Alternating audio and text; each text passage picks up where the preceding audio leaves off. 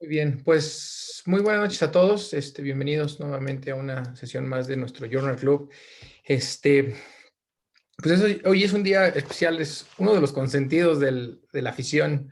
Manuel Soriano siempre tiene muy buen rating, pero ya vi que es porque hace sus invitaciones masivas, entonces eso hace que se agregue más gente. No, y la verdad es que me da muchísimo gusto, muy honrado. Hoy contamos con la presencia de muchos ECMO especialistas, muchos amigos que al final del día sé que van a aportar muchas cosas importantes. Me da mucho gusto recibirlos a todos y bienvenidos. Y bueno, Manu, pues la palabra es tuya, amigo. Muchas gracias por presentar el día de hoy. Muchas gracias, por la invitación nuevamente. Siempre es un gusto y además una oportunidad de que también nosotros actualicemos algunos conocimientos de fisiología, ya que la fisiología de todo esto, pues nos lleva a saber mejor el funcionamiento de nuestras máquinas y poder tener mejores resultados, probablemente entender mejor lo que está pasando. Asimismo, pues gracias también a muchos de los perfusionistas, muchos de los residentes que están, pero ahorita quiero aprovechar muchos conocimientos de los perfusionistas acerca de la respuesta inflamatoria, porque tal vez me voy a enfocar un poquito más hacia la de ECMO que la derivación cardiopulmonar, pero hay muchas cosas que comparten cada uno. Vamos a ver una tabla con las diferencias y también esto, pues tal vez va a haber muchos puntos de discusión y hoy tal vez me va a agradar mucho escuchar a los perfusionistas hablar sobre lo que pueda salir aquí. Entonces, pues bueno, vamos empezando con el primer artículo. El primer artículo es del 2016. Este artículo salió en el Critical Care. Se me hizo muy interesante desde ese tiempo, que es una revisión de la fisiopatología de la respuesta inflamatoria a la membrana de oxigenación extracorpórea, o como la conocemos, ECMO. El objetivo de este artículo es que se describa la fisiopatología de la respuesta inflamatoria al ECMO. Y bueno, este estudio fue, bueno, como es un review, digo, no es como tal el estudio, pero bueno, está hecho en la University of Queensland de Brisbane, en Australia. Y bueno, pues no tenemos hipótesis ya que es un artículo de revisión. Vamos a empezar con un preámbulo en el que voy a tocar los puntos generales para después ver una sola imagen. En una sola imagen se va a describir prácticamente todo el artículo, ¿no?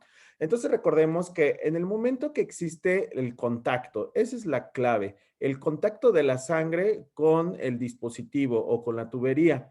Esta tubería pues ha ido pasando, ha ido evolucionando conforme los años y esta tubería cada vez se va haciendo más fisiológica, por así decirlo, que en un futuro tal vez veamos algunas que ya tienen óxido nítrico, pero ahorita tal vez tienen una superficie rellena de parina o lo que conocemos como Bioline, etcétera. Entonces, cada vez se ha tratado de disminuir más esa respuesta inflamatoria que ha estado teniendo. Entonces, recordemos que la respuesta inflamatoria es inmediata. Obviamente, esta va a ir teniendo picos de acuerdo al momento y al tiempo de contacto, ¿no? Y es muy compleja al iniciar el ECMO. Muchos de principio la describían como un síndrome de respuesta inflamatoria sistémica muy parecido al de la sepsis, pero bueno, no lo sabemos y como les decía, lo más importante es el contacto de la sangre con la superficie. A partir de este momento es cuando nosotros vamos a tener esta cascada. Entonces, tenemos activación de cascadas de coagulación, también antiinflamatorias, el complemento y los sistemas de contacto. El sistema de contacto es lo que primero vamos a ver ahorita y un aumento rápido de citocinas proinflamatorias. La activación leucocitaria juega un papel muy importante, ya que esta activación leucocitaria nos va a llevar tal vez a la introducción de neutrófilos, algunos monocitos, etcétera. Pero bueno, no vamos más allá y pues la respuesta inmune innata, la cual es severa, persistente y descontrolada. Entonces aquí el complemento 5 también va a jugar un papel muy primordial. Y bueno, recordemos que nuestro sistema inmune empieza con la respuesta inflamatoria sistémica. Después de la respuesta inflamatoria sistémica, entonces viene el pick-up hacia arriba.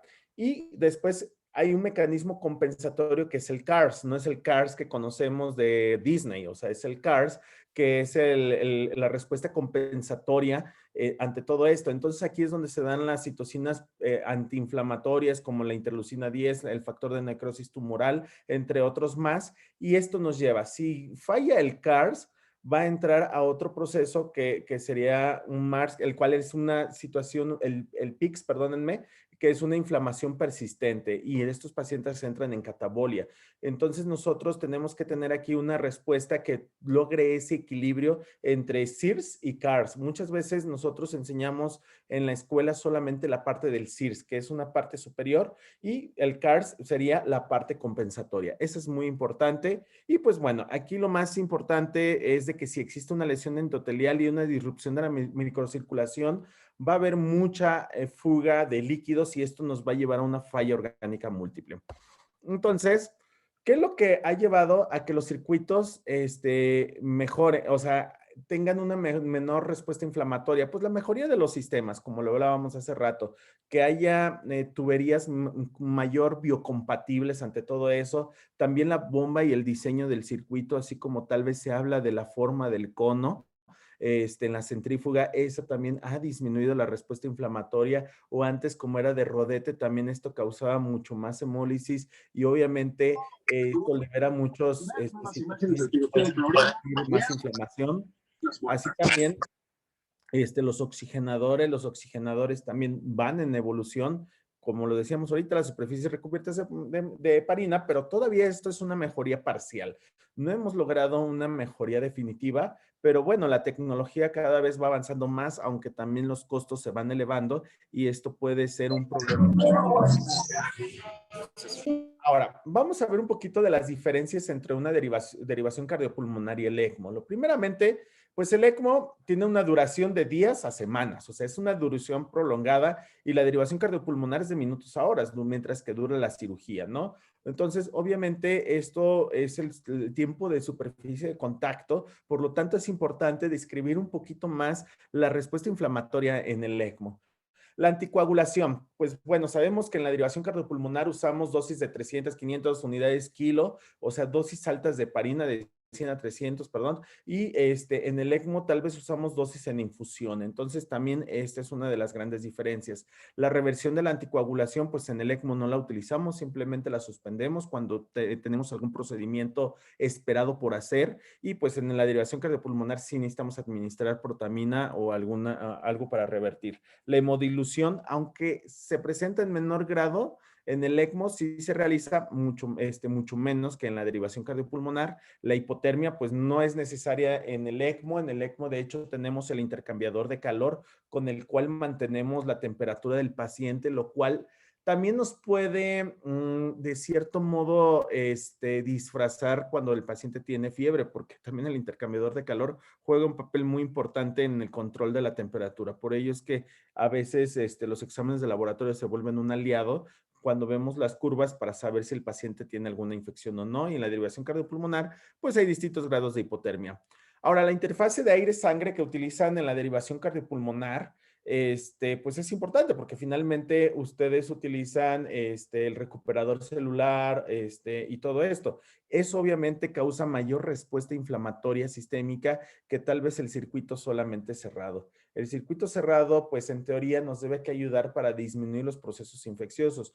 Por eso es muy importante que nosotros hagamos un debriefing acerca de lo que hemos estado realizando, por qué nuestros circuitos tal vez han estado infectando, nuestros pacientes han estado infectando, si tiene que ver con el manejo. Ya que estamos ante un circuito cerrado, tenemos que optimizar nuestras medidas de bioseguridad para disminuir esos factores de riesgo que estamos teniendo. La pulsatibilidad, pues la derivación cardiopulmonar es no pulsátil, esto genera mucho más inflamación y en el ECMO pues va a depender. En un ECMO veno-venoso obviamente es 100% pulsátil porque es dependiente de gasto cardíaco, o sea, no dependiente de gasto cardíaco, sino debe que tener gasto cardíaco para estar en un ECMO veno-venoso. Y en un veno arterial pues va a ser parcial o total, dependiendo también de la situación de la disfunción cardíaca que tengamos, esta pulsatividad se va a presentar, pero entre menos pulsatividad, pues obviamente mayor riesgo de respuesta inflamatoria. Y la lesión por reperfusión, pues en la derivación cardiopulmonar tenemos el campleo de la aorta, la isquemia, entre otras cosas más, y pues en el ECMO no tanto. Entonces, en pocas palabras, la derivación cardiopulmonar puede tener una respuesta inflamatoria mayor que el ECMO, pero vale la pena que analicemos. Hoy nos vamos a enfocar solamente a la respuesta inflamatoria del ECMO.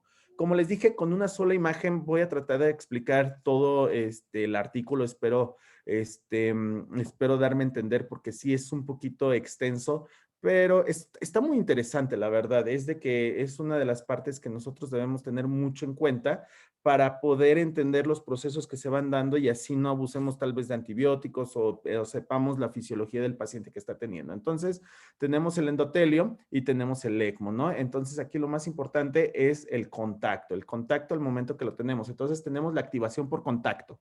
Esto, al momento de que está el contacto, se activa el factor 12, la precalicreína, el factor 9 y el cininógeno de alto peso molecular. Esto, entonces, al momento de que tenemos, se va a expresar todo esto. ¿Y qué va a pasar posteriormente a esto? Entonces, el factor 7 activado, perdónenme. Perdón, un segundito. El factor 7 activado aquí, lo más importante de todo esto es de que va a activar dos cosas. Primeramente, el factor 7 parcial, pues, o se me olvidó el nombre, perdónenme.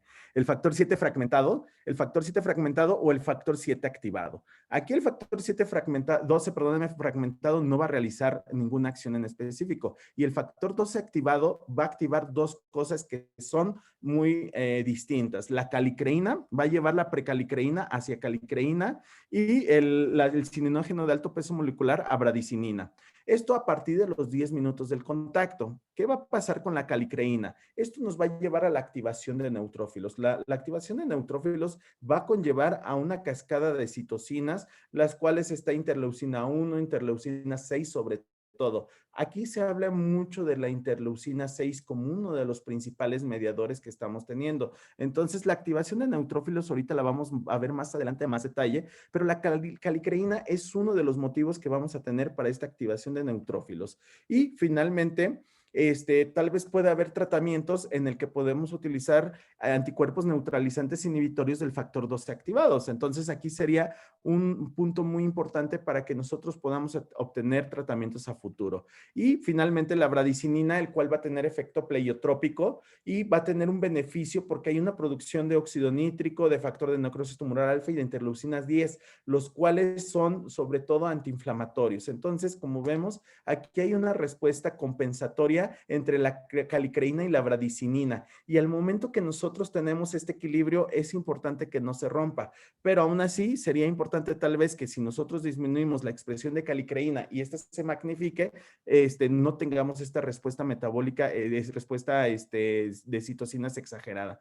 Y bueno, esto se ha visto el aumento de bradicinina más en derivación cardiopulmonar más que en ECMO. Por ello es que yo creo que sí es importante que tal vez más adelante tengamos algunos anticuerpos neutralizantes de esto.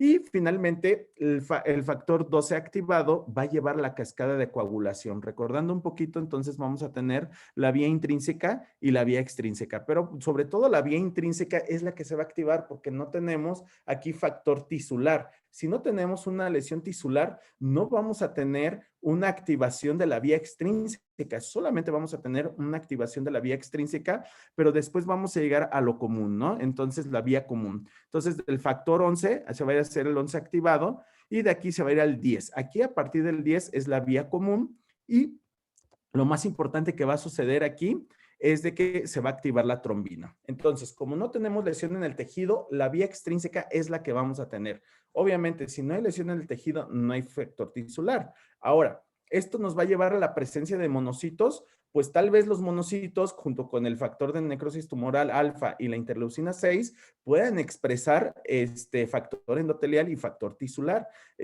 Factor tisular dentro del endotelio. Y si nosotros expresamos todo este factor tisular, también se va a activar la vía intrínseca. Entonces, como ven, la cascada de coagulación se puede empezar a presentar por los dos lados. Y como les dije, pues finalmente la trombina nos va a llevar al fibrinógeno que va a llevar la fibrina para el coágulo y esto puede ser un estado procoagulante. Por lo tanto, hay que tener mucho cuidado. Pero la trombina no solamente es trombina para el trombo, sino también que va a ser una expresión endotelial de las P-selectinas y las C-selectinas, los cuales nos llevan otra vez a la activación de los neutrófilos y también van a expresar este factor plaquetario y esto va a llevar a mayor neutrofilia. Y obviamente esto se ha visto es mucho menor en los circuitos biocompatibles. Si nosotros tenemos estos circuitos rellenos de heparina o tenemos algunos otro tipo de circuitos, obviamente va a haber mucho menos expresión de estas moléculas. Ahora, vamos hacia otra parte. La trombina también aquí mismo nos va a llevar a la activación de plaquetas. Esta activación de plaquetas nuevamente va a ser una llave para que tengamos una cascada de inflamación. Pero lo más importante es que las plaquetas se van a degranular. Y si estas se llegan a degranular, recuerden que por dentro de las plaquetas tenemos citocinas proinflamatorias, entre las cuales va a haber quemosinas, citocinas, factores de crecimiento, proteasas, factores de adhesión, factores de crecimiento angiogénicos y hemostáticos. Entonces, finalmente, todo esto nos va a llevar nuevamente a la activación neutrofílica junto con los monocitos y pues obviamente esto nuevamente puede expresar factor tisular y nos puede lanzar una cascada inflamatoria. Y sobre todo también, otro lado es la inmunidad innata. Recuerden que dentro de la inmunidad innata tenemos 30 proteínas relacionadas y estas 30 proteínas van a actuar de distintos modos o se van a expresar debido a la lisis celular, a los poros transmembrana que se empiezan a generar y hay un complejo muy importante que es Membrana Attack Complex. Este complejo de ataque de membrana, en el momento que se empieza a activar por medio de la inmunidad, va a causar porosidad a través de las células y esta porosidad nos va a llevar a lesión endotelial. Y si existe una lesión endotelial, obviamente esto nos va a llevar a edema y va a aumentar la parte de la falla orgánica múltiple, etcétera. Y pues bueno, va a haber una modulación de leucocitos vía opsonización, se van a empezar a matar y pues las anafilotoxinas, que ahorita las vamos a ver aquí. Entonces, recordando, el complemento teníamos la vía clásica, la vía alterna y la vía de la lectina. Pero, sobre todo por el complemento 3, el complemento 3B nos va a llevar por una vía alterna al complemento 5 activado. El que más importa del 5 hacia el 5 activado nos va a producir anafilotoxinas y estas anafilotoxinas nuevamente van a dar la expresión de citocinas proinflamatorias. Entonces es muy importante que esta vía también pueda ser un poquito detenida. Ahorita vamos a ver un poquito del complemento 5, tal vez algunos medicamentos que puedan ayudar en un futuro, ¿no? Y pues bueno, entonces, ¿qué va a haber? Un reclutamiento leucocitario, va a haber aumento de la permeabilidad vascular. Si hay aumento de la permeabilidad vascular, obviamente hay fuga, hay edema y esto aumenta la mortalidad de los pacientes. Siempre yo creo que lo que tenemos miedo los intensivistas es cuando tenemos este aumento de la permeabilidad vascular. Y pues bueno, vamos a tener aumento de los mediadores inflamatorios.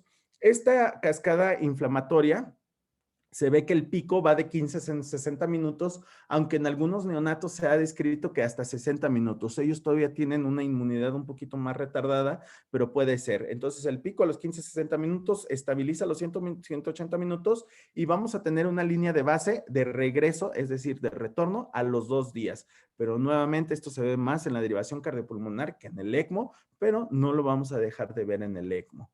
Y pues bueno, finalmente todo esto nos va a llevar a la activación endotelial por medio de las P-selectinas, otra vez de las C-selectinas, y si hay estas moléculas de adhesión, nuevamente vamos a tener una disfunción endotelial, lo cual les digo y recalco, es muy importante.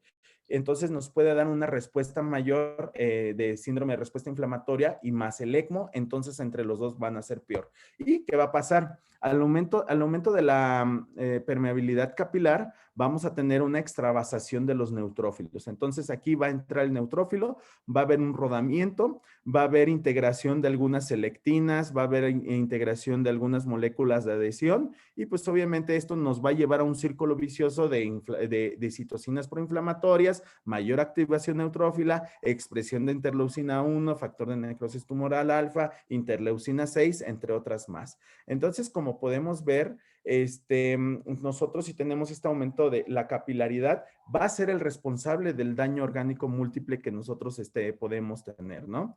Y pues bueno, la activación de neutrófilos, pues hay muchas vías, como ya lo vimos.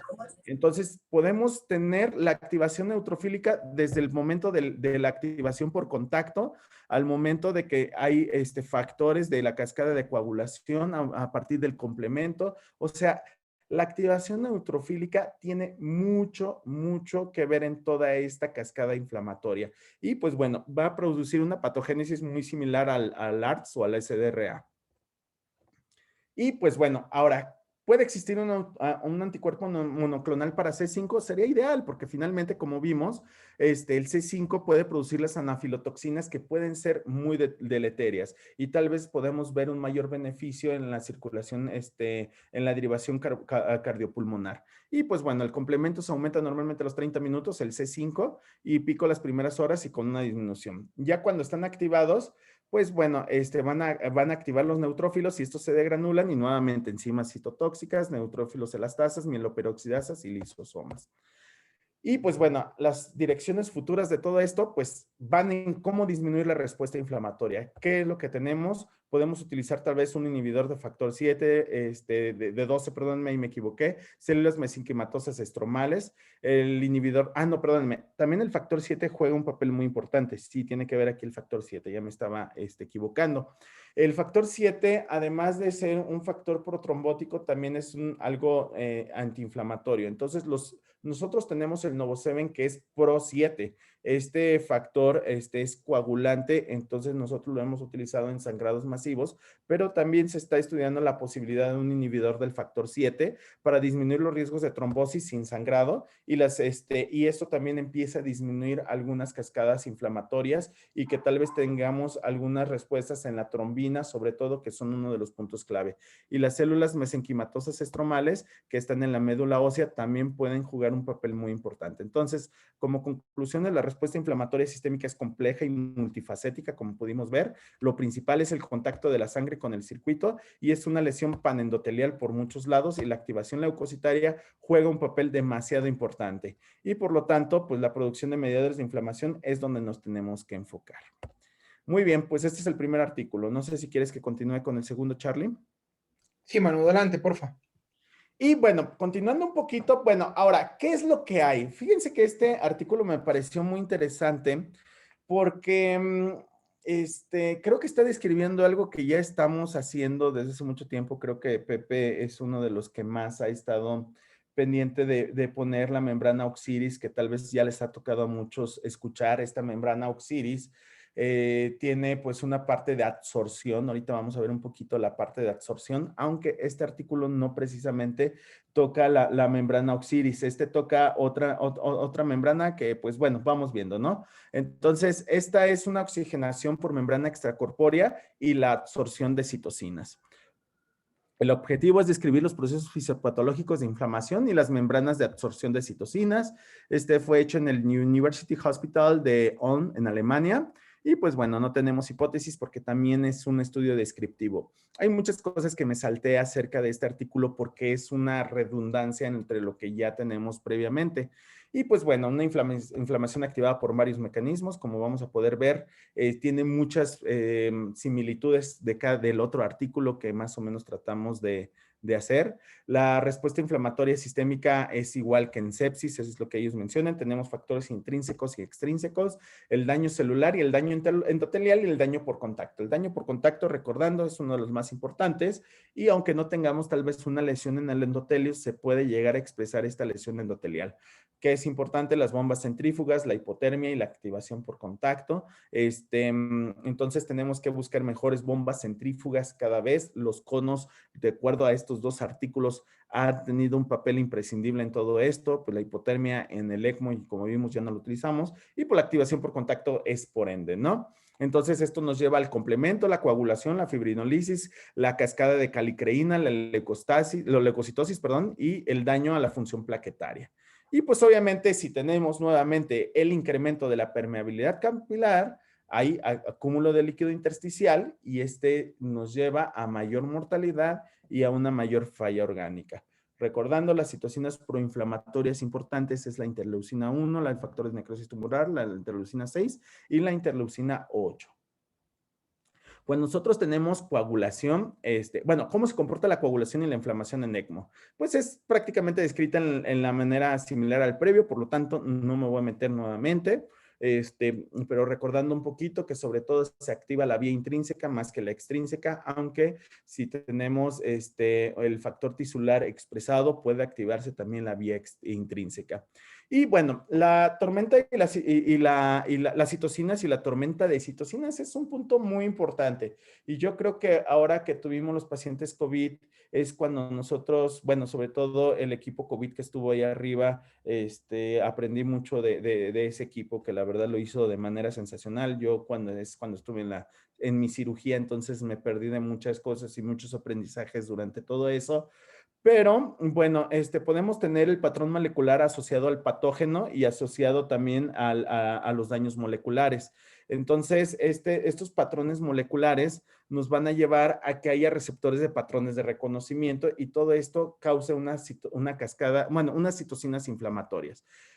En este momento, el problema viene cuando hay una sobreregulación de los receptores genéticos de las citocinas, es decir, estos receptores se pueden empezar a saturar o universalizar y en el momento de la saturación o universalización podemos tener un gran problema y puede haber una expresión sumamente descontrolada de todo esto que nos lleva a un estado permanente de células activadas y agravar el daño a órganos.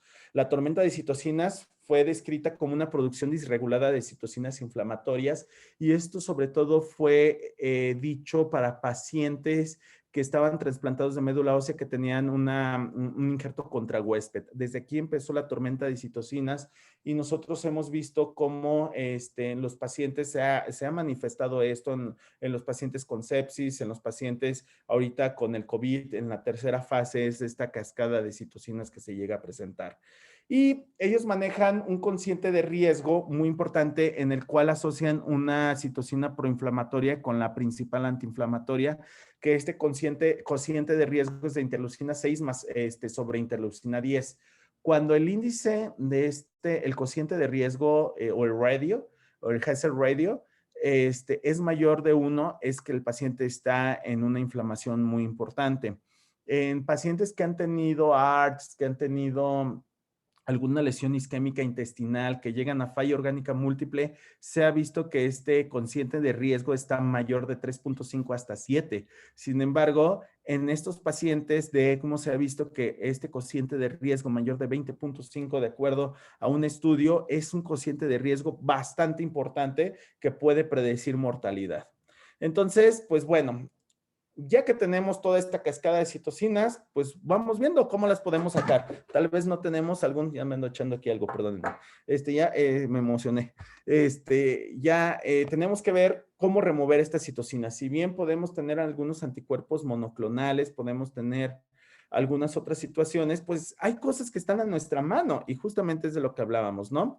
Entonces hay un modelo citocinético, perdónenme, en el cual pues se busca que haya un incremento del gradiente de concentración de citocinas del plasma a tejidos infectados. Es decir, nuestra concentración es la misma en el tejido infectado que en el plasma, ¿no? De las citocinas. Entonces, este modelo citocinético quiere decir que nosotros por medio tal vez de de la remoción de estos mediadores por la sangre, ya sea por recambio plasmático o plasmaféresis como lo conocemos comúnmente, por medio tal vez de la membrana auxilis o tal vez de algunas otras cosas, vamos a hacer esta remoción de mediadores y va a aumentar ese gradiente. Tal vez va a estar un poquito más aumentado en tejidos infectados, pero en plasma lo vamos a estar disminuyendo, lo que va a hacer que esto lleve a un tráfico de leucocitos al foco infeccioso, porque al momento que nosotros tenemos estas citocinas bastante elevadas en sangre y si las empezamos a disminuir,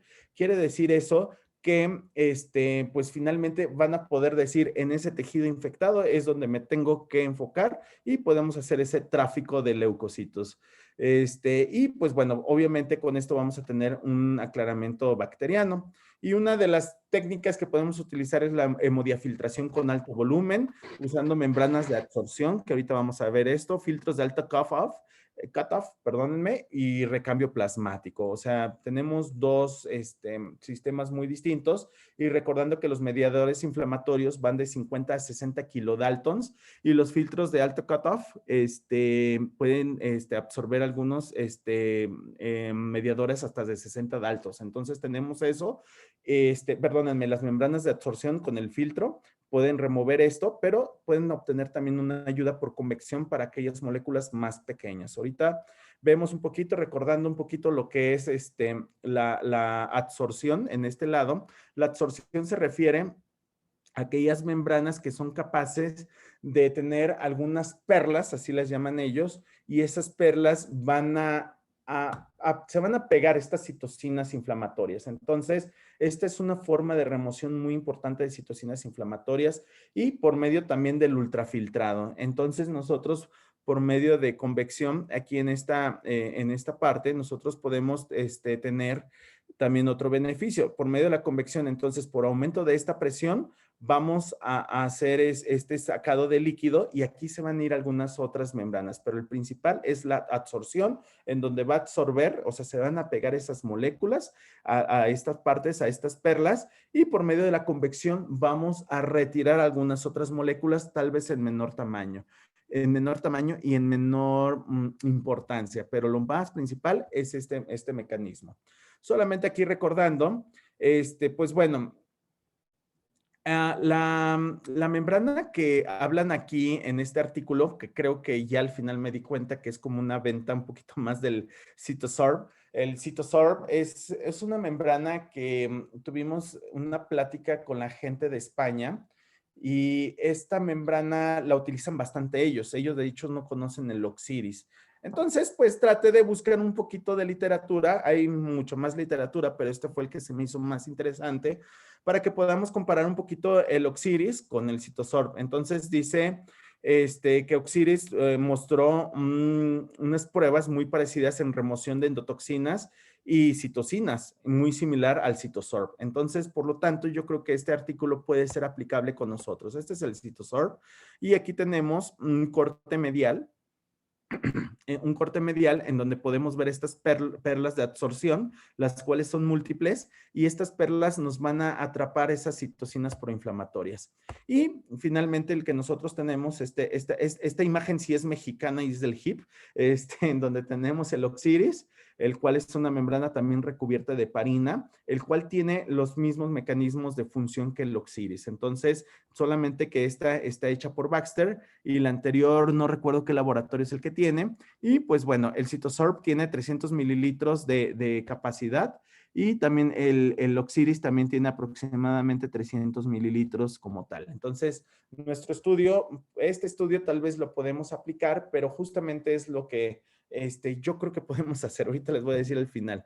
Entonces, ¿qué va a pasar con la hemoabsorción? Vamos a absorber mediadores inflamatorios de regular peso molecular, es decir, de 10 a 60 kilodaltons, y por medio de convección vamos a sacar tal vez algunos de menor tamaño. Pueden ser citocinas, quemosinas, exotoxinas, perdónenme, y como les dije, el cartucho es de 300 mililitros con una superficie de 40,000 metros cuadrados, o sea, es bastante larga, y pues la absorción va a ir de acuerdo con concentración. Entre mayor concentración, mayor absorción, y entre menor concentración es directamente proporcional a esa absorción. Entonces, entre más tenga esa citocina, más la va a absorber.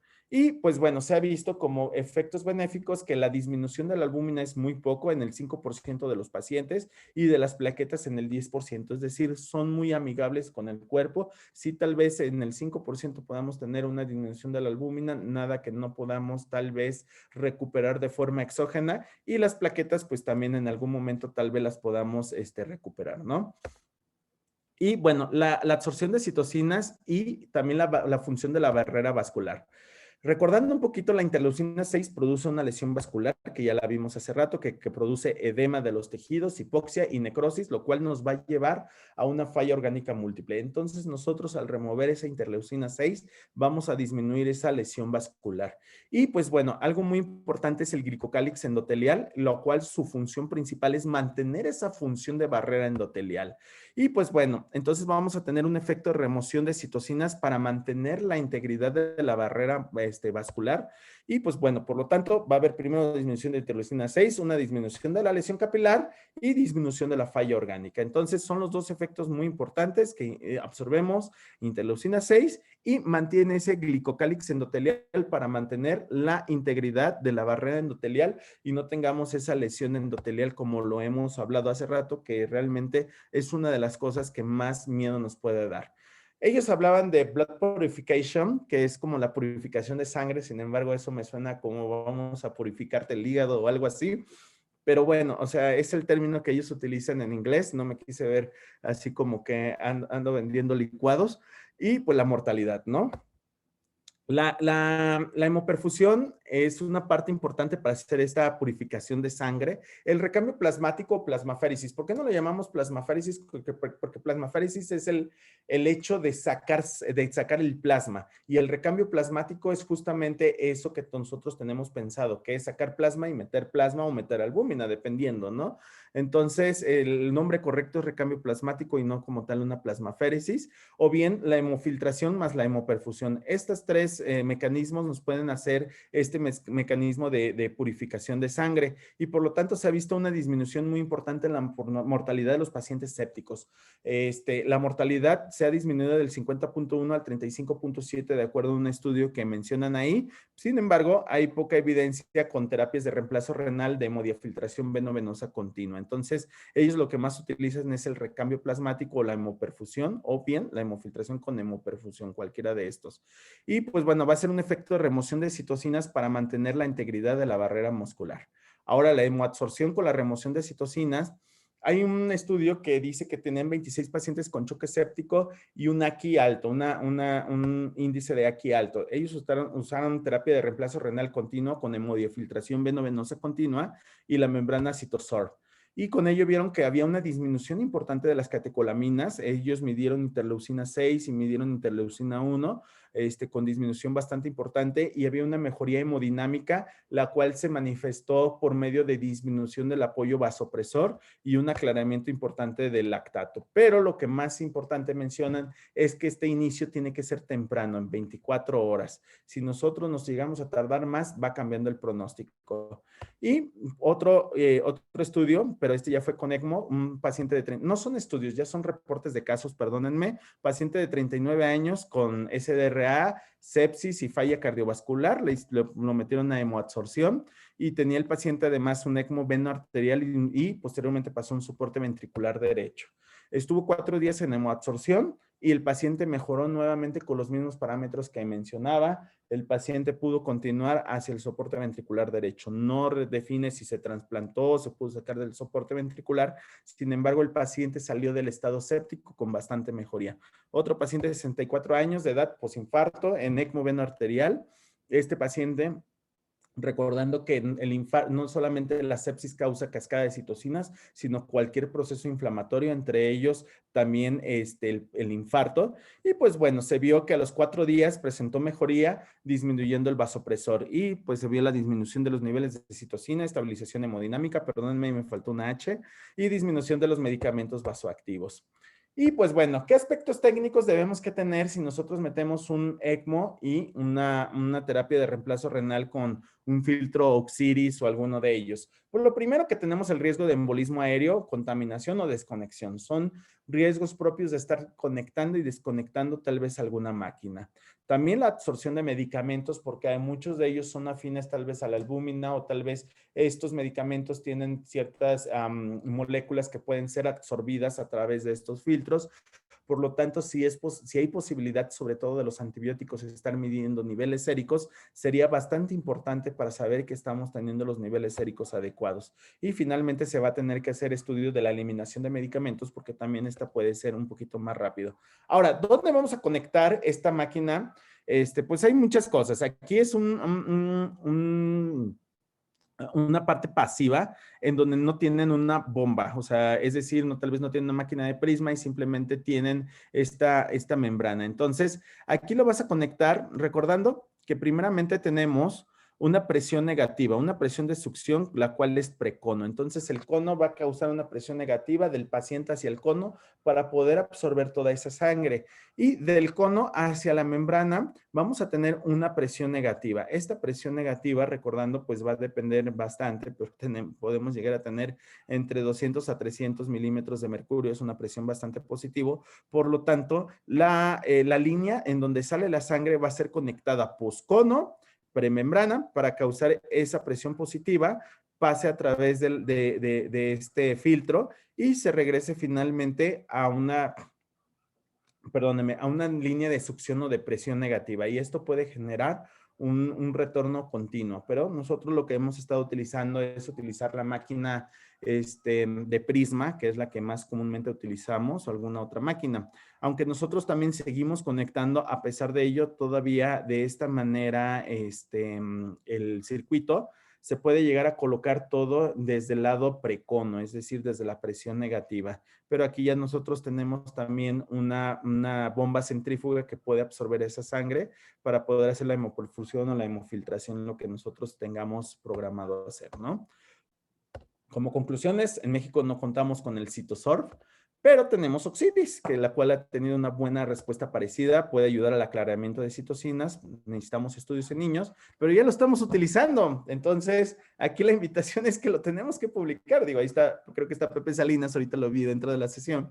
Y pues realmente al ver este artículo me sentí muy mal que no hemos publicado todo esto, porque yo creo que podemos hacerlo un poquito más en forma, y yo creo que nuestros amigos de Monterrey también lo han estado utilizando. Alguna vez tuve la oportunidad de platicar con Tito Reséndez acerca de ello, y sí han estado utilizando membrana Oxiris en algunos pacientes. Entonces, pues yo creo que es un buen momento para publicar, y es el momento que me dio. Y por recordar el radio de interleucina 6, interleucina 10, la cual no debe que ser mayor de 1, pero si tenemos mayor de 3 es alto riesgo de mortalidad, pero más de 20 es una mortalidad casi inminente. Y pues recordando un poquito la unidad de ECMO que nosotros tenemos en el hospital infantil privado.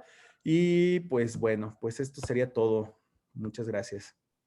No sé si aquí los perfusionistas me gustaría mucho que platicaran un poquito de esto. Muchas gracias. Y pues Furby tiene de hecho la mano levantada. Gracias, Manu. Adelante, Furby. Hola a todos, buenas noches. Espérenme, déjenme ver el video, a ver si no ando muy despeinado. No, no estoy muy despeinado. Me veo galán. La verdad es que felicidades, Manuel. Creo que fue una charla molecular, pero la dirigiste muy bien y fue fácil irte siguiendo el hilo.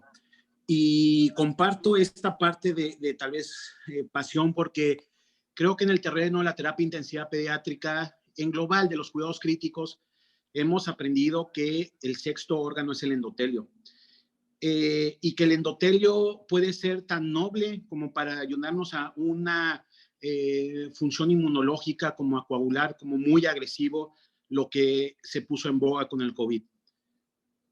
El patrón vasopléjico que vemos nosotros en cirugía postcardíaca va muy relacionado a esta respuesta que se habló y se mencionó con toda la fisiopatología que diste, variando el gradiente de citocinas que se pueden liberar, pero se ha puesto un poquito en duda qué tanto realmente es la duración de bomba que tiene el paciente contra la respuesta nativa procitocinémica que puede llegar a tener, ya que en ocasiones con bombas que pueden ser más controladas, como 180 minutos, tenemos patrones vasopléjicos muy agresivos que llegan a requerir en ocasiones hasta 2 presores, algo que va totalmente en contra de lo que nosotros manejamos en el postoperado de cardio, que es beneficiar la función de bomba, no las resistencias vasculares sistémicas. Creo que el avance que se ha tenido en los circuitos todavía no nos da para poder inhibir esta respuesta. Mucho tiene que ver la pulsatividad, es algo que vamos en contra en la cirugía de corazón, porque sabemos que pues, los circuitos o el corazón extracorpóreo no tiene esta pulsatividad, y tal vez algo que en el ECMO, ahora que ya sé un poquito más, por ahí de alguno de mis profesores, hola, podemos tener. Entonces, creo que en global este tema de las citocinas no hay que despreciar, hay que tener muy en mente, así como entregamos hemodinámico, respiratorio, el endotelio. Este score que diste del el hazard radio es muy, yo no lo conocía, creo que es muy importante, ¿no? Y pues bueno, muy loable lo que están haciendo. A mí me gustaría escuchar la opinión de Pepe. Yo puedo aportar un poquito en la parte de mi parte de tesis de cardiovascular fue la medición de citocinas postbomba y el grado de vasoplegia e inmunoparálisis. Y sí, totalmente, los niños más vasopléjicos pudimos determinar curvas a las 6, 12, 24 y 48 horas, donde el pico máximo de interleucina 1 y 6 era a las 24 horas, ¿no? Y esto se correlacionaba con el índice vasoactivo que teníamos, sobre todo depresores. Entonces, de nueva cuenta, felicidades, Manu. Volteen a ver al endotelio. El endotelio es un gran amigo, ¿no? Pero también puede ser un gran enemigo. Gracias, Furby. Jorge, adelante. Hola, buenas noches. ¿Sí se escucha? Fuerte y claro. Eso, me parece muy bien. Bueno, yo creo que es un tema bastante interesante. Yo veo algunas cosas que tienen en común la derivación cardiopulmonar con el ECMO, pues en cuanto al circuito, en cuanto a la respuesta inflamatoria sistémica, que eso se describió primero en la DCP. ¿Cómo se ha tratado de evitar o de disminuir? Porque a la fecha, digo, todo lo que hagamos, disminuye de alguna manera, pues, la respuesta inflamatoria sistémica, pero no la elimina, ¿no? Entonces, dentro de las cosas que se han hecho actualmente, pues, los circuitos recubiertos, de una u otra manera, pues, porque hay muchos tipos. Entonces, ese sería un primer intento, pues, para tratar de disminuir la respuesta inflamatoria. Cuando purgamos, normalmente la recirculación se hace con un poco de albúmina. La albúmina se adiciona, pues digo, para apaciguar las superficies, es lo que mencionan la literatura, ¿no? Ese es el término que utilizan, apaciguar las superficies. También durante la DCP o en el cebado se adicionan normalmente esteroides. En el purgado del circuito de ECMO, en general, que yo sepa, no se utilizan los esteroides, ¿no? ¿Qué más? Ahí viene una pequeña diferencia, pues, entre el purgado de los pacientes pediátricos y los adultos. En general, pues, los pediátricos se requiere productos sanguíneos, y quizás ahí también el hecho de adicionar sangre de donador, pues, sí contribuye, pues, a la respuesta inflamatoria sistémica, ¿no? Entonces, quizás ahí la cuestión sería filtros desleucocitarios cuando se está administrando sangre de banco, ¿no? Vienen algunas otras cosas que también se deben considerar, pues, por ejemplo, lo que mencionaba Manu de las bombas centrífugas es cierto, pero que yo sepa también, la mayoría de los casos de soporte de ECMO en pacientes neonatos se hace con bomba de rodillos, a menos que, por ejemplo, alguien más tenga una información diferente, pues. Entonces, el hecho de utilizar una bomba de rodillos, pues no necesariamente implica un incremento en la respuesta inflamatoria. Podría ser, pero no, yo creo que no hay certeza en ese aspecto, ¿no? ¿Qué más podría ser? Por ejemplo, no sé, también mencionó Manu, podría darse el caso, pues, de que la respuesta fuese diferente, pues, en un caso de un ECMO venoso a un veno arterial, porque digo, los órganos que se están saltando ahí en el veno arterial, pues pueden intervenir o intervienen de manera importante, pues, en la respuesta inflamatoria, ¿no? En particular los pulmones, ¿no? En la derivación cardiopulmonar hay cierta tendencia de los neutrófilos a acumularse en el tejido pulmonar, en la vasculatura pulmonar. No estoy seguro si ocurre lo mismo en el caso del ECMO. Y una cosa adicional que habría que considerar, pues, si con cada cambio de circuito, cuando se cambia, es necesario cambiar el circuito, se reinicia, se da una nueva respuesta inflamatoria sistémica. También en ese aspecto no tengo la certeza, pero bueno, espero que ustedes puedan contribuir a aclarar esto, ¿no? Eso es lo que comento. Muchas gracias, Jorge. Perdón. Fíjate que mencionas muy importante este recubrimiento de albúmina al inicio en el prime o en el purgado del equipo. Y digo, tiene muchas finalidades, ¿no? Pero entre ellas lo que me platicaban, sobre todo ustedes los perfusionistas, es de cómo se recubrían todas esas porosidades del circuito a través de esta albúmina, ¿no? Entonces también eso puede ser un factor muy importante para disminuir toda esta inflamación, ¿no? Entonces yo creo que también hay muchos puntos muy importantes ahí. Y me quedó un poquito de duda en esa pregunta que decías del cono en los neonatos. Digo, nosotros hemos utilizado el mismo cono en el ECMO con los neonatos. No hemos utilizado otro en la misma capacidad. Digo, está Bárbara Cárdenas, no sé si tenga alguna opinión de eso. Digo, ahorita vamos a pasar con Guille. Pero digo, creo que utilizamos el mismo cono. En ese comentario me quedó un poquito de duda. Pero bueno, sería eso más que nada. Guille. ¿Cómo están? Buenas noches. La verdad que lo que mencionó Jorge fue bastante completo. Creo que no quisiera ser redundante, pero sí hay un tema muy específico que es la recubierta de las superficies biocompatibles que tienen las tuberías. Hoy en día sí tenemos disponibles y mucha gente las está usando.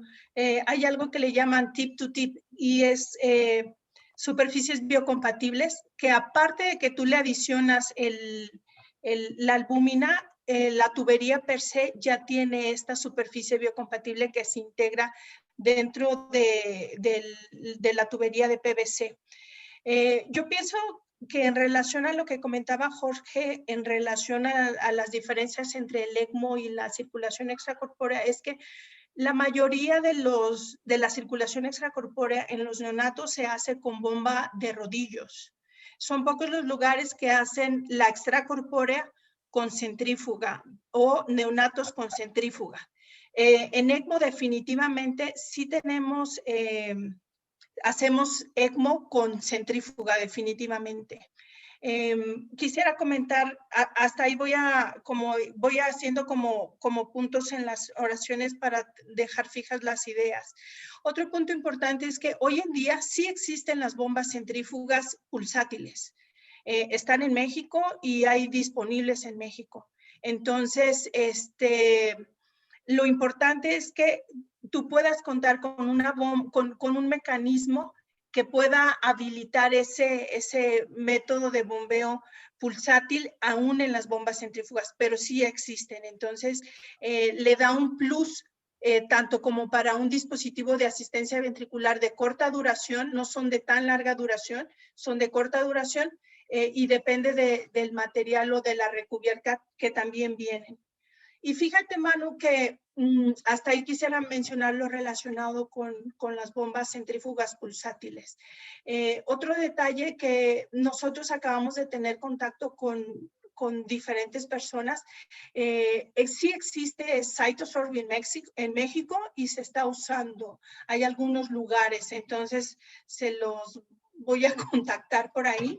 Y recientemente nos acaban de contactar también un grupo de gente en China, que es prácticamente el mismo dispositivo. En Estados Unidos y en Europa yo creo que llevan como unos 3 años de estar utilizando todos este tipo de absorción y se ha venido agudizando por todo lo del tema de COVID y han sido como nueva tendencia en el manejo de la sepsis.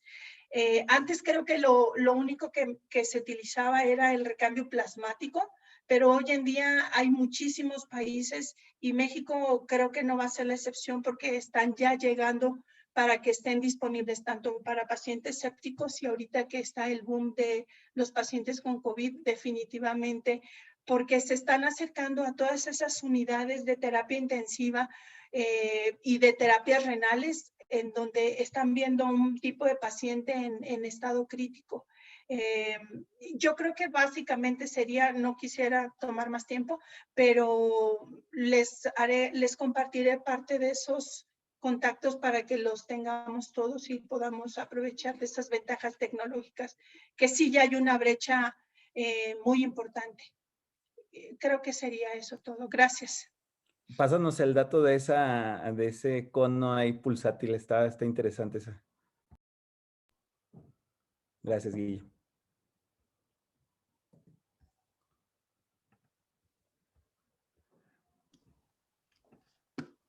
Creo que Bárbara ya no está. Pepito, no sé si nos quieras comentar algo.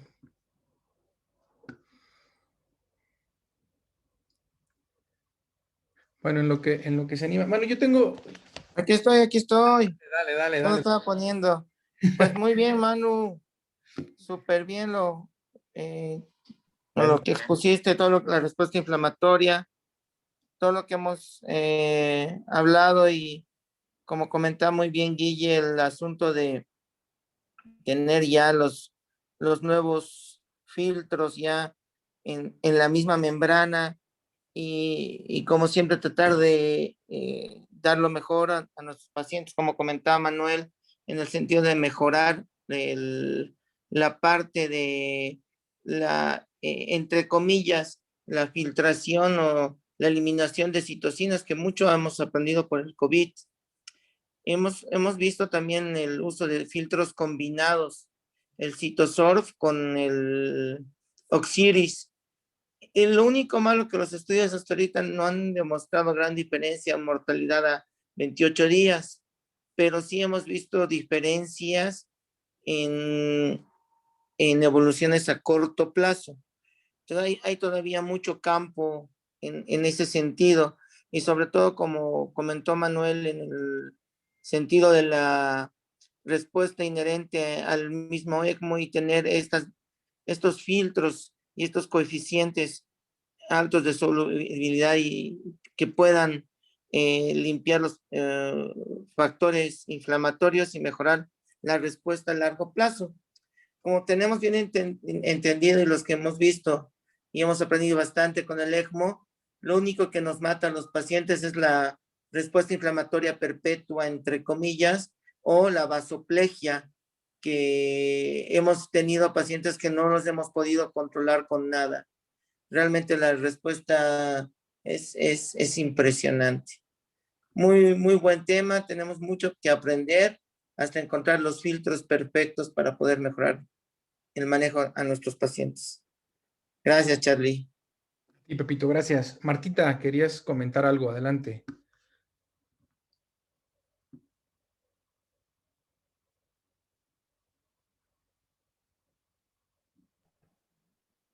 Vamos, Martita, tú atrévete. Okay, ya. Bueno, la verdad es que es muy interesante el tema. Conocer la cascada de la respuesta inflamatoria es muy complicado, pero mientras llegan todos estos filtros que ya están en el mercado y que no han llegado aquí a México, pues es importante seguir echando mano de todas esas estrategias que ya conocemos, que además de verdad que favorecen de manera importante la disminución de la respuesta inflamatoria. Entonces, pues hay mucho que aprender, todavía seguimos en este camino y como decía el doctor Salinas, en lo que llegan los filtros, los mejores, seguramente van a existir otros problemas a los que nos tenemos que enfrentar. Lo importante aquí es saber que existen y que nosotros podemos y debemos conocer más de esta respuesta inflamatoria para seguir utilizando las estrategias que tenemos actualmente en el país. Pues ese sería mi comentario. Gracias, Martita. Manu, yo tengo una pregunta. Bueno, primero, lo comentó Jorge por ahí, y a lo mejor, digo, ustedes tienen muchísima experiencia en esto y en general el grupo. ¿Qué pasa con el papel del esteroide? O sea, a ver, si yo sé que un paciente antes de bomba, en cirugías complejas, voy a tener una respuesta inflamatoria importante, pues lo premedico con el esteroide. ¿Qué pasa? O sea, ¿cuál es el papel que juega el esteroide? La otra, y creo que es de las preguntas que para mí, cirujano, va a ser la más difícil. ¿Cuándo sé que es una respuesta inflamatoria sistémica por el aparato o hay un proceso infeccioso? Yo sé que voy a tomar cultivos y la procalcitonina, etcétera, etcétera, pero yo creo que el hecho de identificarlo para ustedes puede ser un punto medular sobre la evolución del niño. Y por último, no sé si haya experiencia en trombocitopenia asociada al uso de o inducida por la heparina, que Claro. me gustaría saber si alguien, seguramente sí, va a tener algo de experiencia en esto. Pues definitivamente el esteroide no está indicado en un inicio en la parte del ECMO. O sea, definitivamente sabemos que puede disminuir la respuesta inflamatoria a nivel de una derivación cardiopulmonar. Sin embargo, en ECMO, como bien lo habíamos hablado, dura más días, a menos de que la enfermedad de base, como ahora que fue COVID, algunos pacientes en ECMO, llegamos a utilizar el esteroide por propio de la enfermedad, como tal no tiene una indicación. La diversa literatura que he tenido, que he consultado pues a lo largo, ninguno de ellos ha mencionado el esteroide como un mecanismo para disminuir toda esta cascada de citocinas. Si bien también nos puede llevar a un mayor riesgo posteriormente de infecciones o de algunas otras cosas. Y también pues también, o sea, hay que ver el efecto que tenga sobre las citocinas proinflamatorias. Está el doctor Memo Quesada. Ahorita para pasar a la segunda pregunta, no sé si ellos también lo utilicen como tal. Y sí es cierto lo que dice el doctor Bolio, digo, ahorita estoy viendo, dice que hay riesgo genético relacionado con la propensión a ciertas respuestas inflamatorias, que era lo que veíamos, efecto pleiotrópico de algunas cosas que sí justamente se pueden hacer para que esto aumente, ¿no? Entonces, como tal, el esteroide de indicación no lo tengo yo con base en la literatura, no lo usamos como parte de. Se puede llegar a utilizar si tiene indicación por la enfermedad de base, como fue COVID, ya sea dexametasona o más bien ya era metilprednisolona, pero como tal, un ECMO de entrada no tendría por qué tener esteroide. Pero ahorita para pasar a la segunda, no sé si el doctor Memo Quesada tenga alguna respuesta de eso allá en el equipo de Monterrey. Nosotros no utilizamos esteroide en ECMO, a menos de que esté en la fase inflamatoria, que sea en el COVID agudo.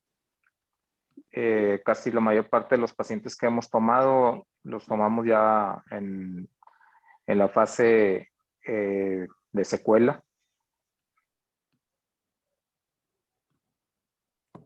Sí, pues prácticamente no, entonces yo creo que va por ese lado. Antes de pasar a la otra, si quieres, Jorge, adelante.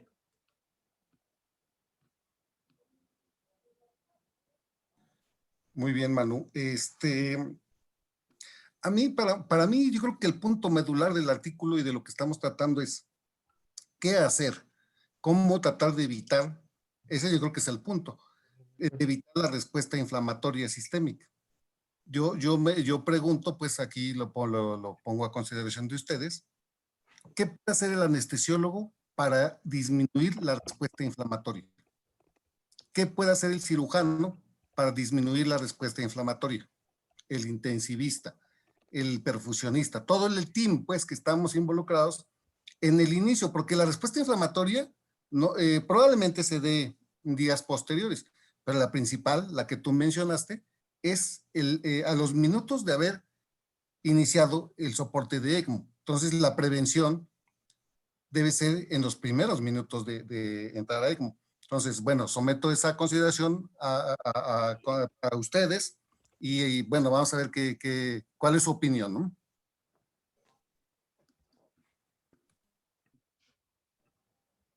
Me quedé ahorita como, se me cortó un poquito aquí, pero pero bueno, no sé si no, tenía que contestar algo, no, me quedé, te digo que se me cortó un poquito. Creo que digo, lo que comentaba Jorge es ver realmente cuáles serían, o sea, prevenirlo y cuáles serían las tareas de cada parte del equipo, ¿no? Que podría ser la prevención en base a esto. Y sí, justamente eso, pues entonces, eso y no nada más es, o sea, los factores tal vez propios de la membrana, sino también los factores que nosotros podamos estar metiendo. Digo, creo que es algo que tenemos que ir haciendo ese feedback para poder ir creciendo como equipo y que en algún momento nosotros también las medidas de bioseguridad que pongamos, lavado de manos, tan importante, la manipulación de las llaves de 3 vías, aunque tengamos bioconectores, etcétera, todo eso nos va a ayudar para disminuir estas respuestas inflamatorias. La segunda pregunta de cómo vamos a saber o cómo vamos a saber discernir entre una respuesta inflamatoria propia a una respuesta inflamatoria por infección. Lo primero es el descontrol de esta respuesta inflamatoria. Cuando es una respuesta descontrolada en el cual estás requiriendo aumento de vasopresor, tú ves que tus presiones arteriales están cambiando, que la frecuencia cardíaca también no es la misma, que está aumentando.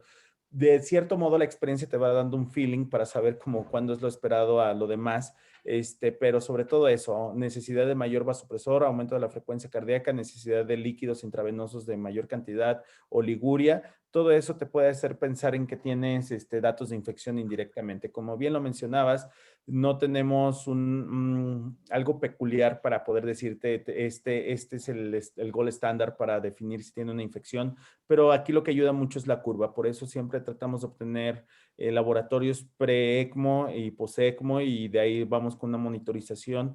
A veces no importa siempre el valor, sino importa cómo se va comportando esa curva. Hay veces que tal vez entre la isquemia intestinal que pudo haber tenido, algunas otras cosas, tengamos aumento de procalcitonina, de proteína C reactiva. Y pues también que la temperatura por el intercambiador de calor casi siempre se puede llegar a mantener en una temperatura normal, pero mucho es el feeling clínico acerca de la necesidad de vasoactivos. La necesidad de vasoactivos casi siempre te está hablando de esa lesión endotelial, de esa vasoplegia que estás teniendo, el edema que también está teniendo, pero sobre todo la vasoplegia que puedes estar teniendo puede estar de pronto muy relacionada. Ahora bien, como dice el doctor Bolio, también tenemos nuestros factores genéticos peculiares de cada persona, los cuales nos va a hacer responder de manera distinta a un evento, ¿no? Entonces, pero cuando es una respuesta exagerada, ahí. ¿Y me recuerdas la tercera pregunta que era? Lo de la trombocitopenia inducida por la heparina. Yo ya. creo que podríamos, Sí. o sea, por la limitante, ¿no? Nosotros no tenemos, por ejemplo, vivaluridina en México, pero no sé cuál sea la experiencia. Ahorita simplemente la tenemos por clínica, más allá de 10 días, de pronto con la utilización de heparina, o bueno, con el uso crónico de heparina, tal vez a veces día 6, pero sobre todo día 10.